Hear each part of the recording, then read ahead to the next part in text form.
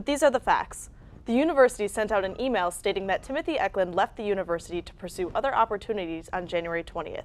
Our reporters found out that Eklund's last day was December 30th.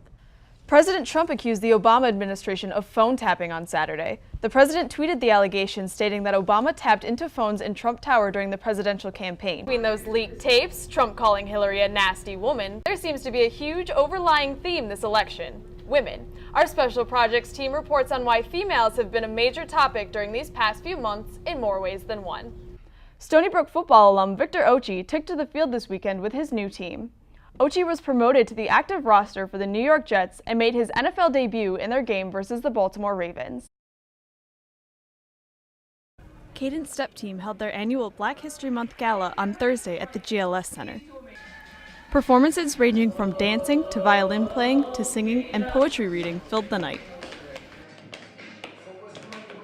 Everyone wants to be black, but don't want to be a slave. Zoe Sumner, a senior member of the STEP team, wrote a poem about her thoughts on how black culture has become so popular now among those who don't understand the struggles that black people go through in America. Just really frustrated that something that we've been told is ugly and degrading is something that's, celebrated. So that's where it came from. There were trivia questions about black history and table activities where people put together inspirational quotes. There's a lot of history that hasn't been taught the past couple of years and my educational experience, so it really opened my eyes to a bunch of the hidden figures in African American history.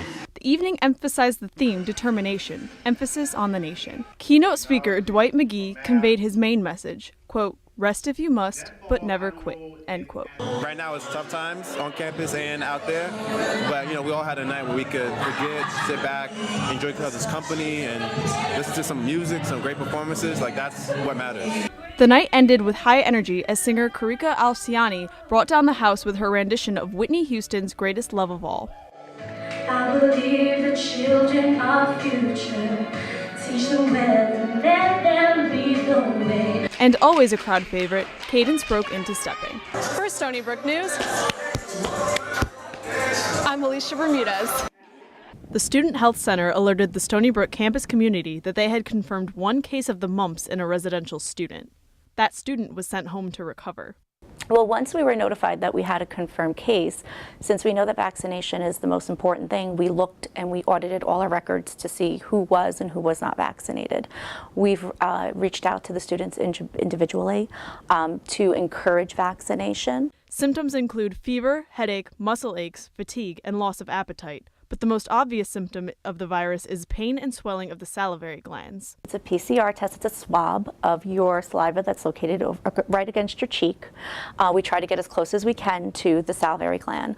The virus is spread by a contagious person coughing, sneezing, or talking, as well as sharing drinks and food or touching objects with unwashed hands that are then touched by other people. The virus persists for around 2 weeks and is cured by bed rest and over-the-counter painkillers, along with drinking lots of fluids. It can be prevented with the MMR vaccine, which is 2 doses. Most children get the first dose when they are 12 to 15 months, and the second dose when they are 4 to 6 years old. New York state law requires students to have at least 1 mumps vaccination before attending college, but students have the right to waive the vaccination for religious or ethical reasons and still attend school. If you haven't gotten your vaccination yet, come to the Student Health Center. For Stony Brook News, I'm Alicia Bermudez. It's thousands, so why even mention the word? Eduardo Gomez, or as most know him as, Eddie, was born in Barranquilla, Colombia in 1961 and immigrated to the United States in 1973 with his parents. They just saw a better life for the family, so they had the vision. Although he is a Hispanic immigrant, he breaks the stereotype with his support of Republican nominee Donald Trump for president. It's because of where I see this nation going. I think I'd rather take my chances with the way Trump has been, wants to lead us. Over the course of his campaign, Mr. Trump has been very outspoken about his thoughts on tougher immigration laws and building a wall between the U.S. and Mexico, which Eddie agrees with. And I am a big supporter of controlling the borders. That it's a country of laws, and people should definitely abide by it. He aligns himself with the Republican Party because he believes that people should work for what they have and not rely on government programs. He feels strongly about it because he worked hard and overcame obstacles to build a good life for his family by serving as an officer in the NYPD.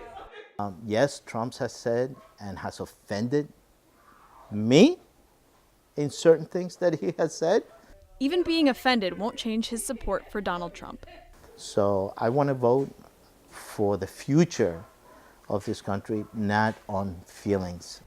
He instills this kind of thinking in his children, too. Always respect others, no matter what, and if they treat you crazy or bad or the wrong way, move on. Eddie identifies with the Republican ideal of building a bigger and stronger military because his two sons, Elias and Daniel, are serving in the U.S. Air Force. Again, I don't have it for it yet because I haven't been home and I haven't been near a government computer. He wants to elect a president who will grow the military more technologically to ensure his son's safety. Sometimes it's a little scary, that they're actually up there flying some of these planes that are really old. He centers his life around his family and believes that a Trump presidency will be better for his children's future. In a position where, wow, grandpa or my father voted on his feelings more of his convictions. For Stony Brook News, I'm Alicia Bermudez. Well, that's making the Colombians look bad. Yeah, there in Colombia, it's